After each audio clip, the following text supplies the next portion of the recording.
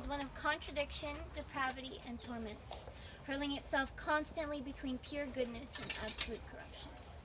Man's fallen state traps him in a cage of failure and imperfection, meanwhile looking out into the open space that is a picture of goodness, all while realizing that the captivity and the freedom are indeed one and the same, intertwined within each and every blur of the soul. In man there can be found no pure perfection, yet the idea and pursuit of it still resounds. The human soul is continually made aware of its corrupt, yet simultaneously virtuous essence. Man desires absolute goodness, yet fails to achieve it. He is torn by the realization that there exists a part in his essential nature that is undoubtedly wicked and fallen. How can the human soul endure such a contradiction of nature without facing the constant torture of recognition? How can one rest in peace, meanwhile possessing the knowledge of one's brokenness? In Hegel's phenomenology of spirit, he presents the answer as grace, forgiveness and surrender to the highest degree. However, grace in what substance? Forgiveness of one another, of oneself, from one consciousness to the opposite, from an external being. Grace is a way for the soul to be mended, saved, captured from a downward spiral of corruption. However, the idea of forgiveness and grace has become warped by this generation, looking to the benefit of oneself rather than the prosperity of another. Those seeking reconciliation pursue it only so that they may be healed, completely missing an important component, which is the giving up of oneself. Forgiveness in a form of mutuality, an agreement in which both parties are required to surrender, pushes the idea that grace is subjective rather than constant, once again labeling grace with selfishness, negating its nature of self-sacrifice. Nevertheless, does forgiveness, no matter the origin or motive, achieve the same end goal and effect? Man is corrupt and dual in nature, and as a result, his very bones ache and feel the agonizing dread of hypocrisy. He is incapable of fixing his imperfect nature and is thus in desperate need of grace. The soul, when stripped down to its bare bones, is this: a being pining for goodness and perfection, yet withheld by its essential nature of wickedness. Torn by this repulsion of qualities, it is broken, ashamed, and frustrated, resulting in its consciousness becoming unhappy. The unhappy consciousness itself is the gazing of one self-consciousness into another, and itself is both, and the unity of both is its essential nature. Man has both goodness and corruption as fundamental components of his nature, and because of this absolute contradiction, by being fully aware, he becomes unhappy and tormented. He cannot be content in the knowledge of his own discrepancy, being completely familiar with the somber truth that these two contradicting consciousnesses are each their own, yet unified to conceive his very soul. The unhappy consciousness is the consciousness of self as a dual-natured, merely contradictory being. The human soul is just a mere contradiction. But why must this reality be so deprecating? Is life not the balance of two extremes, with one end being self-deprecation and the other self-glory?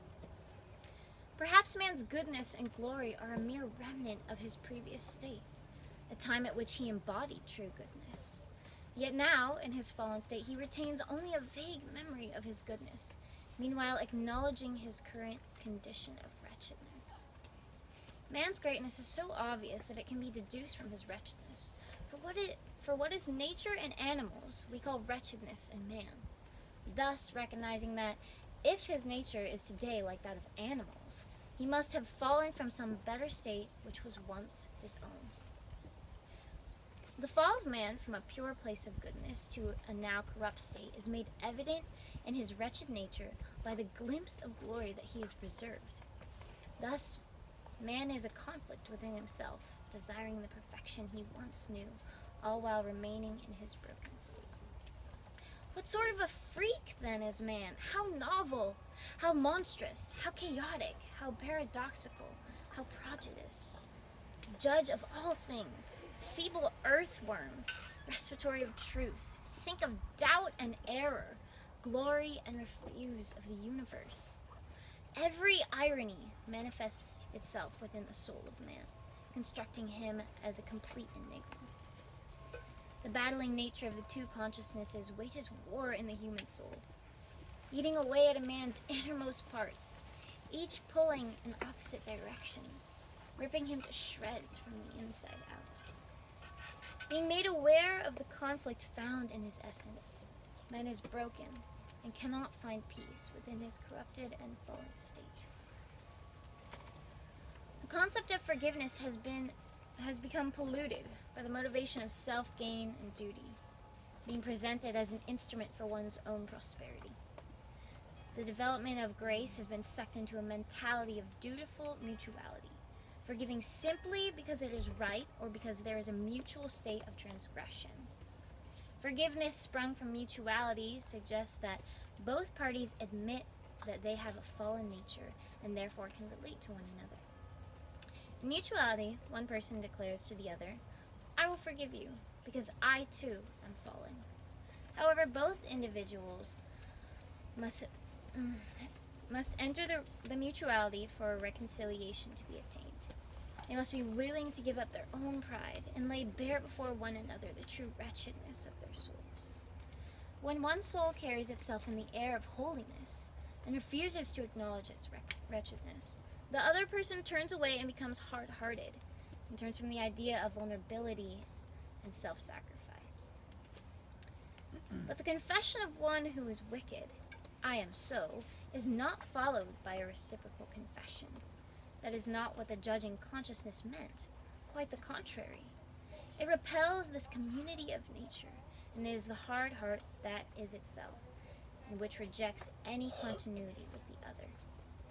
As a result, the situation is reversed. The one who made the confession sees himself repulsed and sees that the other to be in the wrong when he refuses to let his own inner being come forth into the outer existence of speech. When the other contrasts the beauty of his own soul with the penitent's wickedness, yet confronts the confession of the penitent with his own stiff-necked, unrepentant character, mutely keeping himself to himself and refusing to throw himself away for someone else. When one soul refuses to give up itself and confess its wickedness, both parties become cold and guarded. The being who sought forgiveness first turns unrepentant and begins to see the other individual as a transgressor because of their rejection of vulnerability and surrender. Rather than the penitent continuing to seek humility and reconciliation, he shifts his perception and no longer wishes to give up himself in communion with the other soul. He therefore remains subject to the hypocrisy.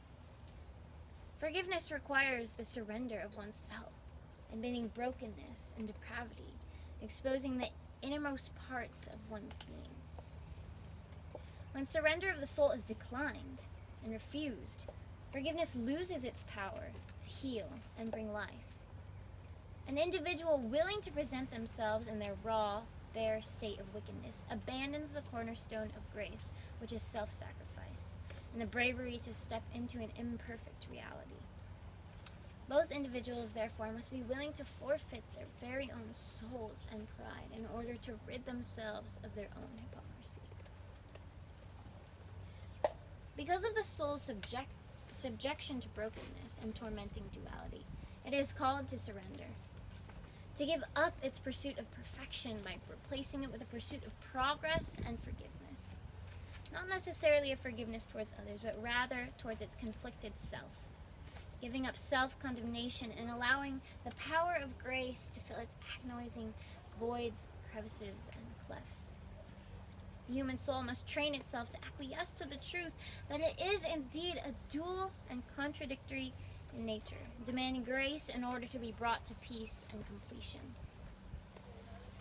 Once both contradicting consciousnesses lay down themselves and enter into grace, they are reconciled, healing the disease that plagued their conflicting unity.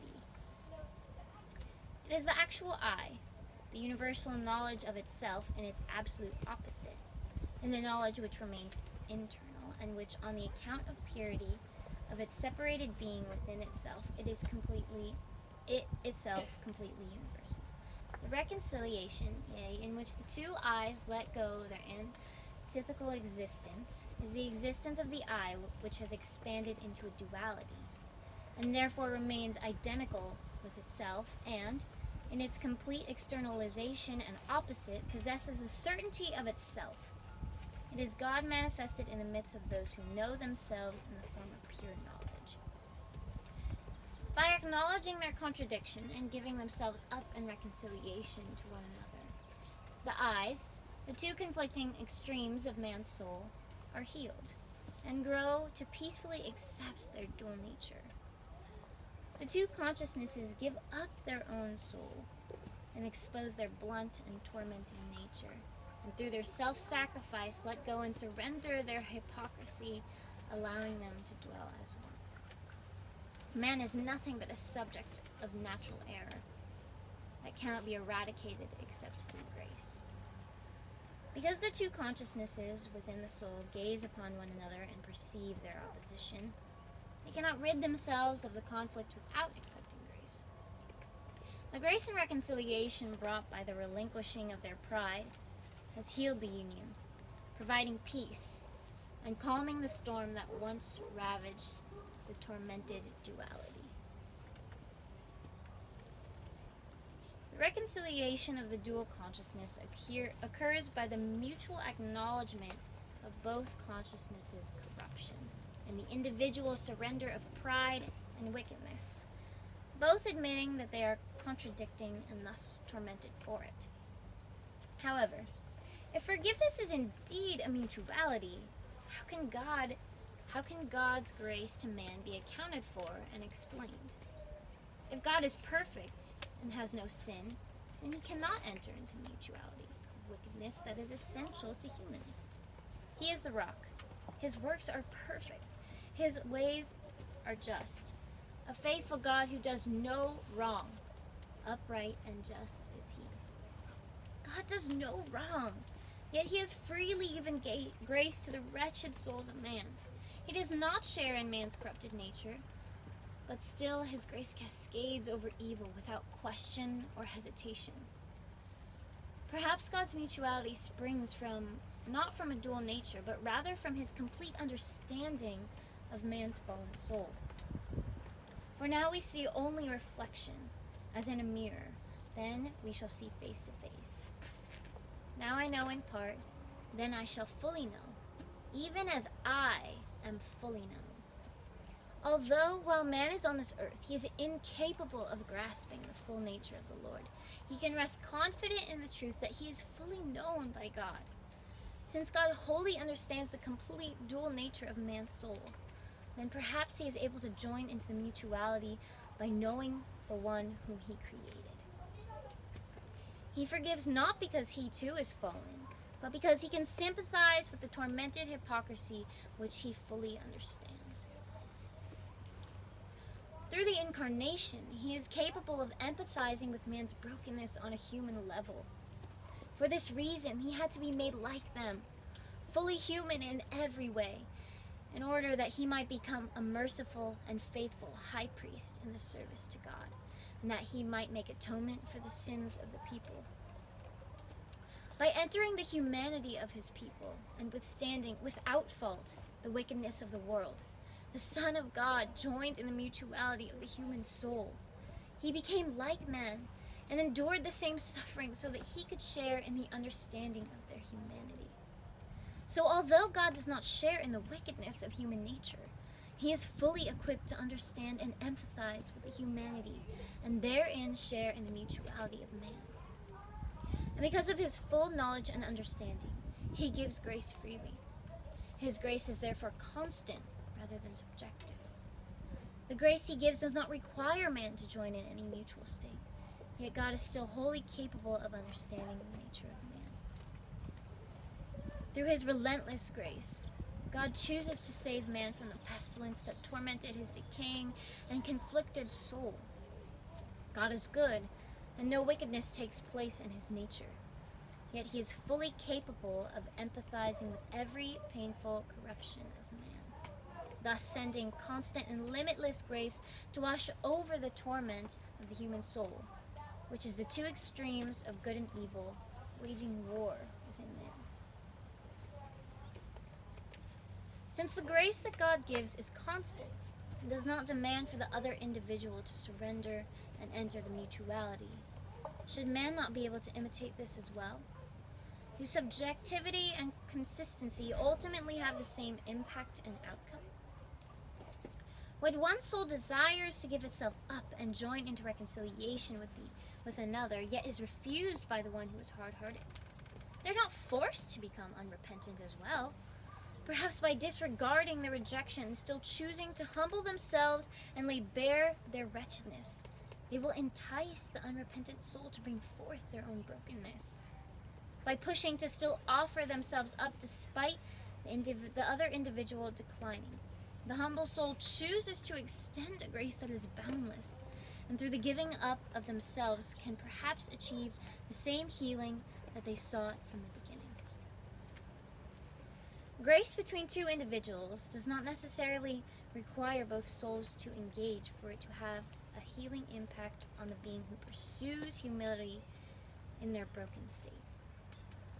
The rejection of reconciliation from one soul to another does not negate the power that it has to heal brokenness and depravity. Even if a person chooses to remain unrepentant, the individual initiating the reconciliation has the choice to refuse the same hard-heartedness and pursue a limitless grace instead, and by deciding to offer this grace may still be saved from their own corruption. And if both parties desire to each give up themselves and choose forgiveness, both will have the benefit of reconciliation. Thus, whether both individuals surrender or not, grace retains its power for those who pursue it. Self-sacrifice, surrender, and the willingness to lay bare the true nature of one's soul is the only demand grace calls for. A forgiveness solely out of duty nullifies the power of the individual to be freed from its tormented state. Complete surrender of self is crucial in order for the human soul to experience the power of grace. For it is in the process of surrender that one can relinquish the pride that imprisons one to the hypocrisy of fallen nature. Reconciliation of the dual consciousness within a man, however, does demand that both conflicting parts of the soul enter into a mutual forgiveness, since the individuality of each consciousness is what knits together the very existence of their unity. And if one remains unrepentant, both will be trapped in the constant state of hypocrisy, once again requiring the giving up of oneself for the other. When the consciousness chooses not to reconcile, they cannot walk away from one another, for they are one, and their unity is what binds their very existence. Thus, they must be willing to give up themselves in order to be freed from hypocrisy.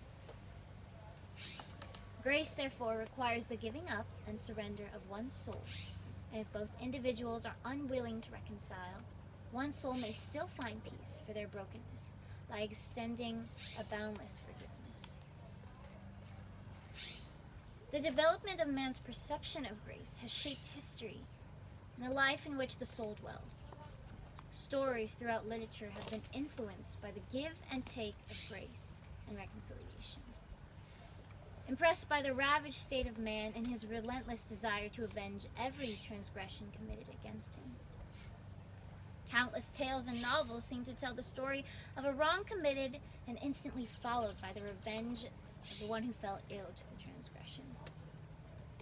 A classic example of this can be found in Aeschylus's Oresteia, in which people seem to be dying one after the other due to a deep passion for revenge. Agamemnon begins the chain reaction by sacrificing his daughter Iphigenia to appease the god Artemis in order to fuel the success of his war. This seemingly unforgivable crime compels Agamemnon's wife Clytemnestra to avenge the death of her daughter by murdering her husband. Orestes and Electra then become the kinsmen avengers to their father, Agamemnon's death, and they plot to kill their mother, Clytemnestra. It all seems to crash on like a never-ending line of dominoes falling one death upon another, each sparking ecstatic motion in the next. History and stories rarely call upon grace as their solution to brokenness, hurt, or death. Rather, a response of uncontained rage and unstoppable surges of anger eagerly present themselves. Perhaps it is easier for one to consult fear and fury instead of grace and goodness. However, rage consumes those who dwell in it, ravaging the soul like a fire within, and eventually will steal away light from the eyes and breath from the soul, leaving it empty and dead. How different would stories or history be if people had chosen forgiveness over revenge? The Iliad is filled with war, hurt, death, Achilles' rage, yet at the end there can be found a special instance of reconciliation. Both Priam and Achilles find themselves broken, at a loss, and filled with inexplicable grief and torment of their souls. And though the pain of corruption experience tears to shreds their innermost parts, despite the anguish that Priam experienced and the anger that he could have acted on, in the end, Priam made the decision to ask the enraged Achilles for the thrashed body of his dead son, and ultimately chose to pursue reconciliation rather than revenge. Priam could have easily chosen retaliation instead of reconciliation, yet he made the decision to humble himself and endure travel just to sit at the feet of the man who murdered and disgraced his very own son. Revere the gods, Achilles. Pity me in my own right. Remember your own father. I deserve more pity.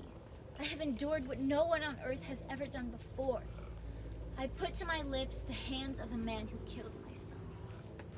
Those words stirred within Achilles a deep desire to grieve for his own father.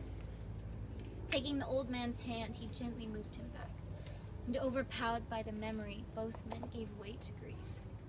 Priam wept freely for the man-killing Hector, throbbing, crouching before Achilles' feet as Achilles wept himself, now for his father, now for Patroclus, once again, and their sobbing rose and fell throughout the house. This humbled mutuality between Priam and Achilles displays the power of forgiveness and the result of the pursuit of grace. Priam's cry of pity reached the deepest and most tender parts of Achilles' soul, and they shared in their grief and in their brokenness. Priam chose to boundlessly relinquish his whole self, his anger, his resentment, his hurt, his pride, all so that he could fall at the feet of his son's killer and seek reconciliation. His humble and selfless plea for grace brought Achilles to a human level of mutual brokenness, and it was that radical reconciliation that allowed a son to be returned to the father, as well as a moment of surrender for both shattered souls to find peace within their suffering. The discrepancy of the human soul is inevitable, bearing down on every man, suffocating him with every added brick to an unbearable weight of hypocrisy. His dual and contradicting nature ensnares him in a tight grip of frustration, of frustrating corruption, leaving him desperate for peace and healing from his perpetually broken state. The agony of the two repelling consciousnesses seems to have no ends as they wrestle with one another, jostling the soul, pushing it into a relentless war of opposing natures. Each consciousness fervently tugs and pulls in its own direction, ripping apart the soul by its constant repulsion and simultaneous attraction caused by the shared space and call to unity. The broken and unhappy consciousness cries out for saving, drowning in its torment and depravity. Grace hears the cry of the broken and offers its power so that the soul may once again be at peace and whole in its unity. The same internal healing of the soul can be achieved on a larger external level between two individuals, in the manner that a man can find healing from his own hurt and frustration by reconciling with another being who has wronged them or whom they have been mistreated. One can still selflessly give up one's own self for another, even if the action is not reciprocated. It is in the abandonment of one's pride, greed, and wickedness that man is able to pursue healing through a boundless forgiveness, much like the relentless grace provided to man from God. God's grace chases down the broken and tormented soul, extending a passionate and unrelenting desire to heal and make whole. Forgiveness is the gateway to the freedom of man's tormented, fallen state, a path by which the unhappy consciousness and broken soul can be mended and made complete.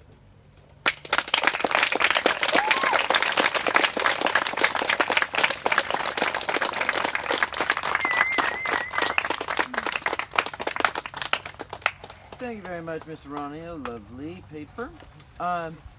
Throughout your paper, your concept of forgiveness, kind of taking a hint from Hegel, seems to be very much dependent on a sort of mutuality that you look at.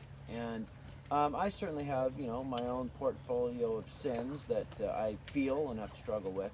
One of them, though, is drunkenness. I just have never really had a desire to get drunk.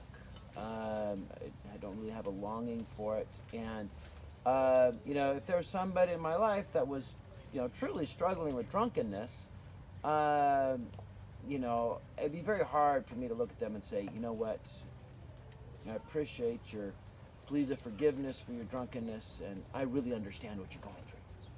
Now, I just really wouldn't comprehend. If forgiveness is based on mutuality, is it almost like a necessity that we have a vivid experience of that particular sin that they're going through to be able to enter into a truly honest sense of mutual forgiveness? No, I don't think so. Everyone has their own struggles. They have their own sins that plague them, their own sort of human nature. And I think that the mutuality doesn't come from necessarily struggling with the exact same thing and being able to say, oh, I know exactly what you're going through because I have too once gone through that. I think it's more in the sense that we know what they're going through to struggle with something else in general. Like my sin, I have my sins, you have yours, and though they may not be the same, I understand what it means to wrestle with that. So I don't think that it's necessarily essential for them to struggle with the same thing, the same exact sin, but more just the idea of what it's like to wrestle with that. What Hegel talks about and sort of mutuality of forgiveness does seem to make a lot of sense with human conflict. I have rarely been in a conflict when somebody else was mean to me or did something unkind to me where I hadn't been part of it. There's something that, I had done that was unkind as well, and kind of the whole thing gets going, and pretty soon the two of you are in some conflict. And when one person comes to apologize, if the other person just kind of disowns, they're pardon things, or not willing to